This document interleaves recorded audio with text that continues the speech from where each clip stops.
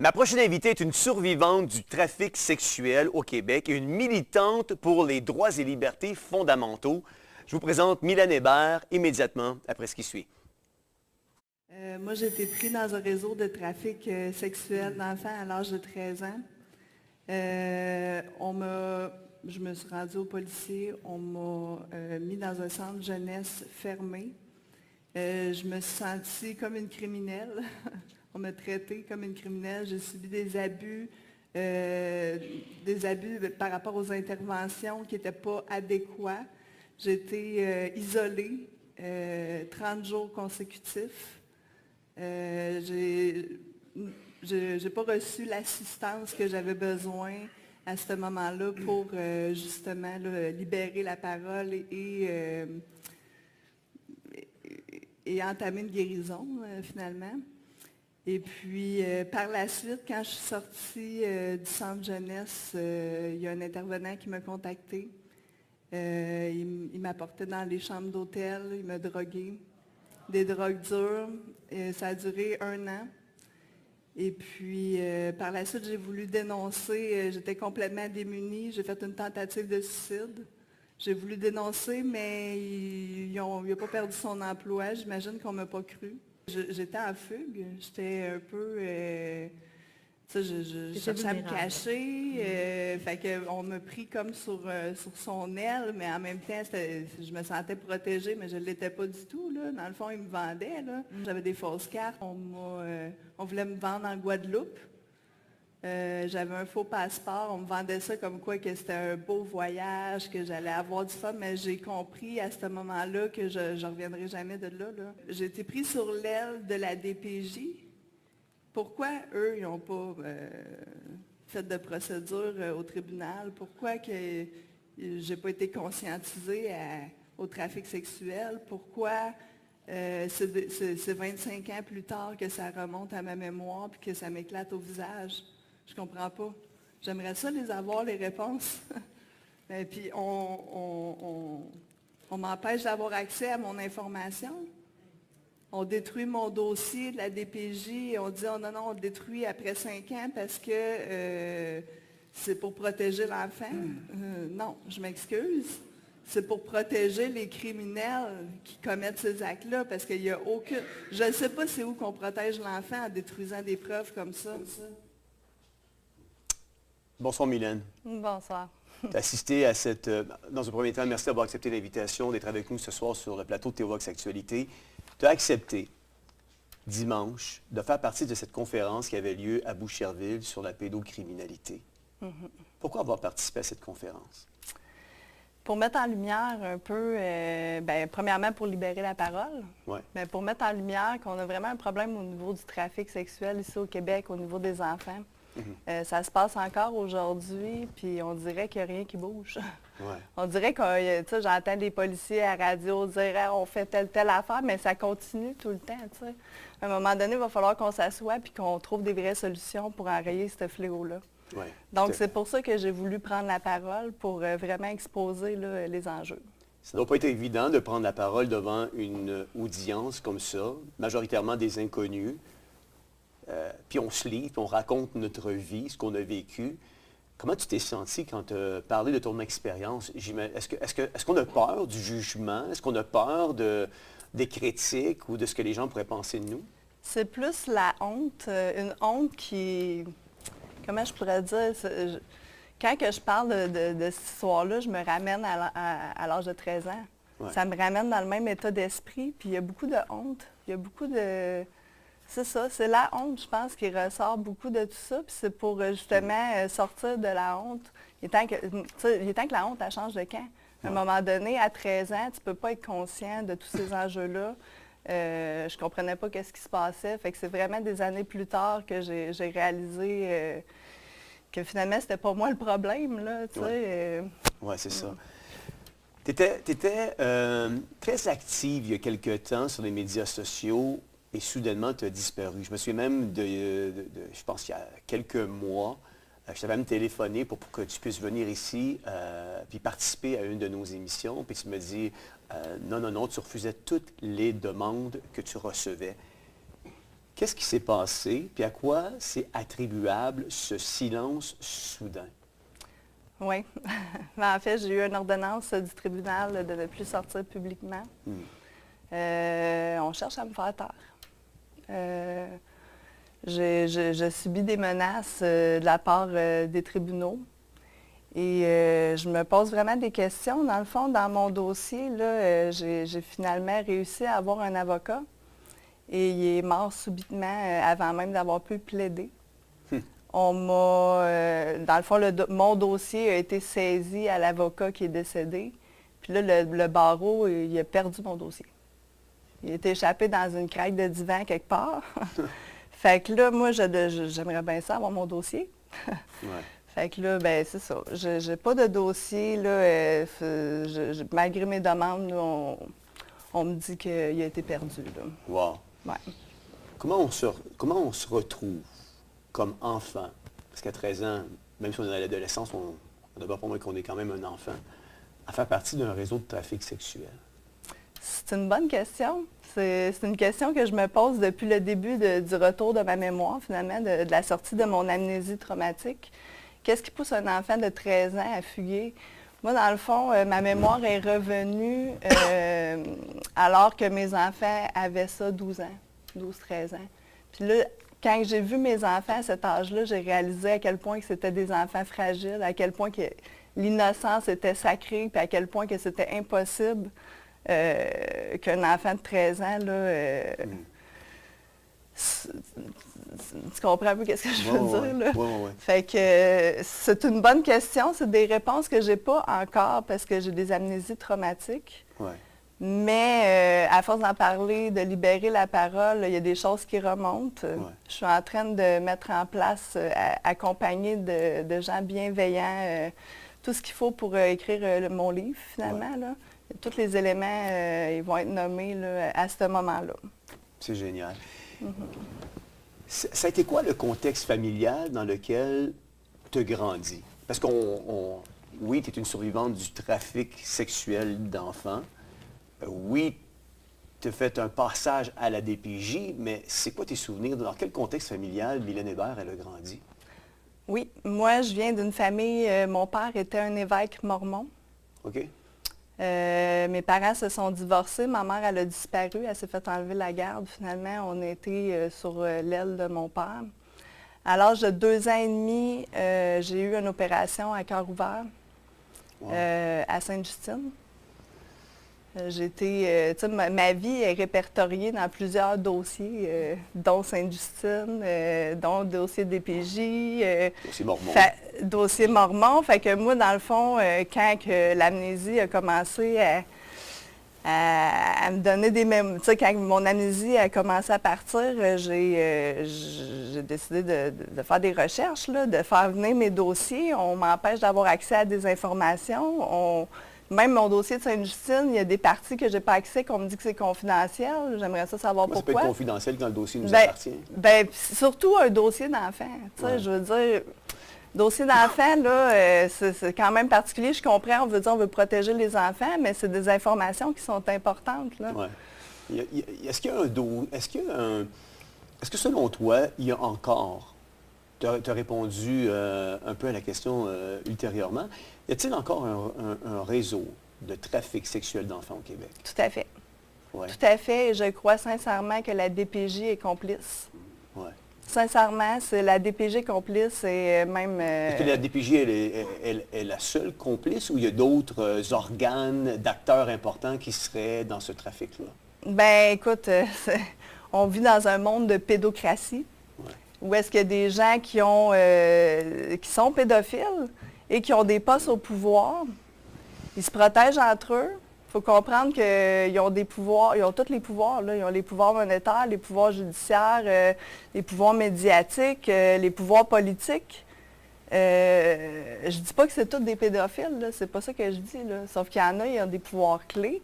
Ils verrouillent tous les systèmes, là, parce qu'ils se protègent entre eux. Fait que c'est extrêmement difficile de se défendre contre une pédocratie qui est vraiment bien ancrée dans notre société. On ferme les yeux, on dit non, c'est juste on pointe du doigt là, les gangs de rue. On dit, ça va être les gangs de rue, ça va être les motards. Mais c'est quand qu'on va aller voir les hauts placés, ils sont protégés, ils se protègent entre eux. Les bandits à cravate, tu sais. Fait qu'à un moment donné, moi, c'est ça que je veux exposer aussi, parce que c'est la tête du serpent, là, qu'il faut aller couper à un moment donné, là. Tout à fait.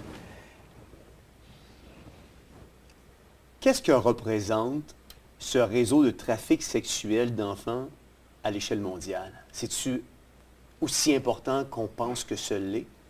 Bien, en fait, le réseau de trafic sexuel, le réseau de trafic d'enfants, c'est le deuxième plus important réseau au monde. C'est le deuxième réseau le plus lucratif après le trafic de drogue.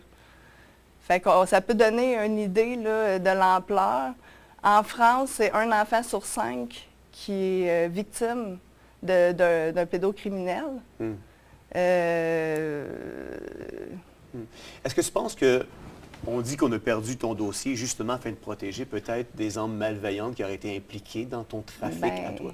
C'est parce que, ça, je veux dire, des coïncidences, ça peut arriver 1 fois, 2 fois, là, 3 fois, 4 fois. Là, à un moment donné, je commence à me poser des questions. Pourquoi qu'on essaie de me faire taire à ce point? Puis là, il y a des choses, je tiens à dire qu'il y a des choses que je ne peux pas dire ici, là, parce que j'ai les 2 mains liées, j'ai une épée Damoclès au-dessus de ma tête, parce que justement, il y a des choses qu'il ne faut pas que ça sorte, là. Mais à un moment donné, ça va sortir. Il va falloir que ces choses-là soient exposées, parce que c'est trop important.